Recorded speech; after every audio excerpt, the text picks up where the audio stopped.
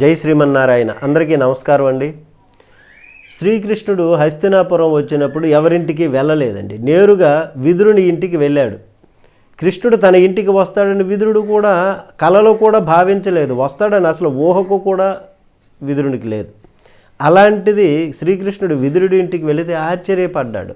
విదురుడు ఏం చేయాలో తోచలేదు, ఆనందాశ్చర్యము, ఆనందంలో సంబరం ఎక్కువైపోయింది. ఏం చేస్తున్నాడో కూడా తెలియని పరిస్థితిలోకి వెళ్ళిపోయాడు.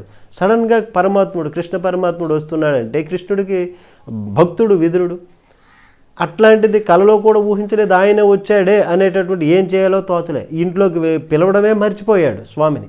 ఆయనంతటా ఆయనే వచ్చాక కూర్చోవటానికి ఒక పీట వేసి మరలా దానిపై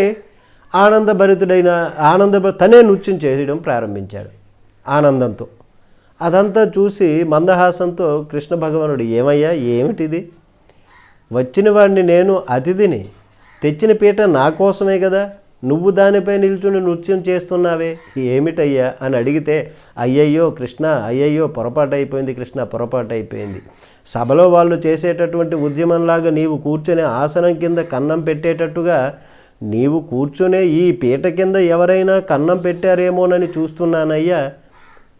ఆనందపడ్డాడు కృష్ణుడు.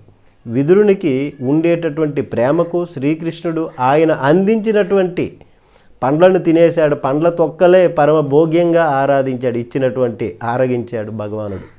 విదురుని భక్తికి మెచ్చుకున్నాడు. జై శ్రీమన్నారాయణ.